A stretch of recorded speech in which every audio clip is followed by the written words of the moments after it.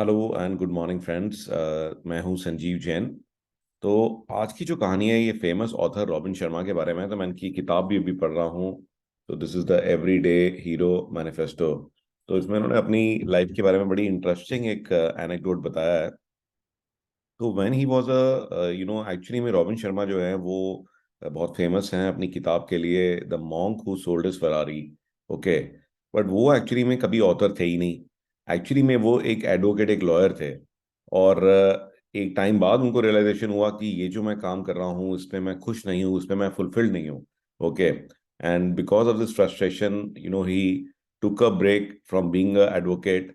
And उन्होंने 2-3 साल लगा करके जो है, जो उनका एक्सपीरियंस था, ठीक है, जो सक्सेस के बारे में उनके विचार थे कि क्या करना चाहिए, कैसे आप खुशी और हैप्पीनेस और फुलफिलमेंट जो है हासिल कर सकते हैं। तो उसके लिए उन्होंने किताब लिखी, the monk who sold his Ferrari. और उसके लिए उन्होंने कुछ क्लासेस भी ली कि कैसे लिखना चाहिए। इनफैक्ट जो पहली उन्होंने किताब जो लिखी, the monk who sold his Ferrari, तो उसको खुद ही पब्लिश किया। और ये बहुत ज़्यादा सक्सेसफुल नहीं थे। इनफैक्ट सक्सेसफुल तो थे ही नहीं बिल्कुल भी। और शुरुआत में वो जो किताब थी उसको सब लोगों ने रिजेक्ट ही किया।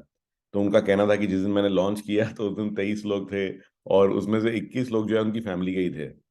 और इसी प्रकार से उन्होंने कहा कि भी मैंने एक फेमस ऑथर से सलाह मांगी। तो जो ऑथर हैं उन्होंने उस किताब को देखा और उन्होंने कहा कि देखो, ये जो बुक राइटिंग है या बीइंग अ ऑथर जो है, इट्स नॉट इजी। ये बहुत ही चैलेंजिंग काम है, मुश्किल काम है।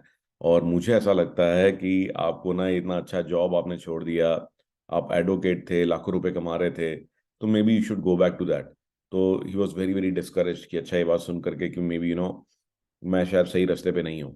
फिर इसी प्रकार से उन्होंने एक और स्टोरी शेयर करी रॉबिन ने कि भाई मैं जो है एक एडिटर के पास मिला। मैंने कहा भाई आप मेरी जरा किताब देखिए और मुझे बताइए कि इसमें क्या कमी है। तो उन्होंने वो रख ली किताब और कुछ टाइम बाद उनको एक लंबी सी चिट्ठी आई। उसमें बहुत सारी गलतियों के बारे में उन्होंने बात करी कि हाँ, आपके कैरेक्टर्स में ऐसा होना चाहिए, और आपका जो स्क्रिप्ट है और ये है वो है। तो उन्होंने बहुत सारी कमियां निकाली। तो ये सुन करके वो और ज़्यादा डिजेक्टेड फील करने लगे कि हो सकता है कि भी मैं जो है जिस रास्ते पे जा रहा हूँ वो सही रास्ता नहीं है। राइट। एंड देन फाइनली जो है, एक दिन जो है वो बताते हैं कि मैं अपने बेटे के साथ, उसका उसको बहुत शौक था कुछ कारपेंट्री टूल्स वगैरह खरीदने का। तो उसके साथ गया हुआ था। और बरसात भी हो रही थी। और जब हमने वो टूल्स वगैरह ले लिए तो साथ में ही बुक्स की दुकान थी। और मैंने उस बुक शॉप पे मैं गया। और मुझे किसी ने कहा था कि भी जैसे मैंने उधर भी अपनी किताबें रखवाई हुई थी, तो जो आसपास की बुक शॉप्स हैं उन सब में ना मैंने अपनी किताबें रखवाई थी, 5-6 कॉपीज। तो किसी ने मुझे बताया था कि भाई अगर बुक शॉप में जा करके और आप ऑथर हो और अगर आप अपनी किताब पे साइन कर देते हो, तो जो बुक शॉप के जो ओनर हैं, तो एक तरह से आप ये कह सकते हैं कि एक इस तरह का कल्चर है या एक इस तरह का ट्रेंड है कि फिर वो उस किताब को वापस नहीं कर सकते। तो वो गए और अपनी किताब को जो है उन्होंने परमिशन मांगी कि काउंटर से कि मेरी ये 5-6 किताबें हैं और मैं ही ऑथर हूँ, तो क्या मैं इनको साइन कर दूँ? उन्होंने कहा आप कर दो। और जैसे ही वो साइन कर रहे थे, तो जब साइन करते करते उन्होंने देखा कि कोई आदमी जो है अभी आया बुक शॉप में, एकदम मतलब उसने रेनकोट वगैरह पहना हुआ है। और अब मेरे को बड़ी ध्यान से देख रहा है। तो मैंने भी उसको देखा, तो उसने मुझे अप्रोच किया। और उसने पूछा कि अच्छा आप क्या कर रहे हो? उसने कहा भी मैं ऑथर हूँ। मैंने कहा दिखाओ। और उसने किताब दिखाई, कहते अच्छा बड़ा इंटरेस्टिंग टॉपिक है, तो थोड़ा सा आप अपने बारे में बताइए। तो रॉबिन शर्मा ने अपनी पूरी ये कहानी बताई कि जी मैं तो ऐसा एडवोकेट था और मैंने अपना ये छोड़ दिया, ये प्रोफेशन ही छोड़ दिया, क्योंकि मैं हजारों लाखों करोड़ों लोगों को हेल्प करना चाहता था कि लाइफ को सही तरीके से जीने का मतलब क्या है। और इसीलिए मैंने एक किताब लिखी और उसमें ऐसे ऐसे और मैं ऐसे ऐसे डिफिकल्टी फेस कर रहा हूँ। तो उस आदमी ने जो है अपना कार्ड जो है, उनको विजिटिंग कार्ड जो है उनको पकड़ाया। और विजिटिंग कार्ड पे क्या लिखा हुआ था? Edward Carson, president, Harper Collins publishers. और 3 हफ्ते बाद जो है हार्पर कॉलिन्स ने मॉन्क को सोल्ड फरारी के वर्ल्ड राइट्स खरीद लिए, वो भी सिर्फ $7,500 में। एंड वो जो किताब है, अब आपको सबको पता है कि मॉन्क को सोल्ड फरारी कितनी एक फेमस किताब है, कितनी फेमस हो गई है।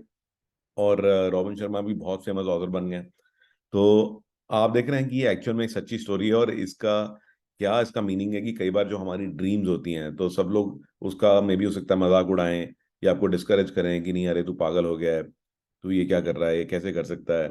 तो this could be a very very difficult phase कि नहीं सब लोग जो है, लेकिन इसकी वजह से कई लोग जो है अपनी ड्रीम्स को छोड़ देते हैं। उन्हें कहता नहीं नहीं, ये मैं कर ही नहीं पाऊंगा।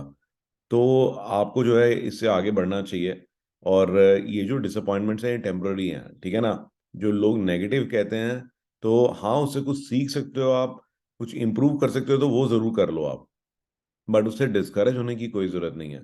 मैं मानता हूँ कि जितने भी हम एंटरप्रेन्योर्स हैं, तो सबके साथ ऐसे फेजेस जरूर आए होते हैं लाइफ के अंदर में। तो where we get disappointed but you don't really have to. Okay. तो आइए आगे बढ़ते हैं आज की एक टेक टिप की तरफ।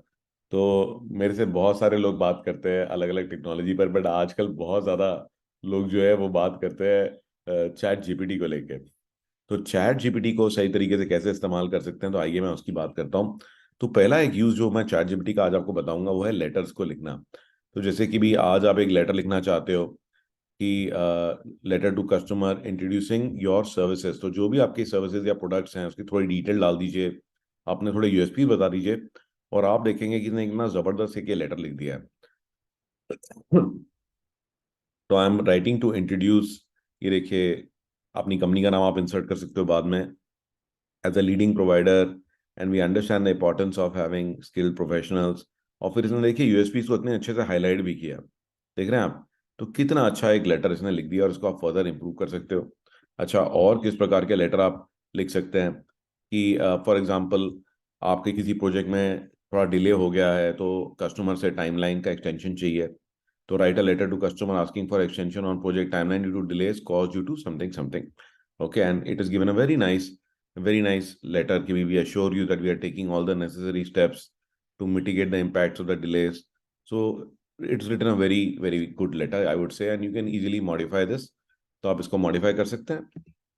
और फिर और फर्दर हम देख सकते हैं इसके अंदर में कि भी जैसे write a letter why customer should choose my services for IT networking over others।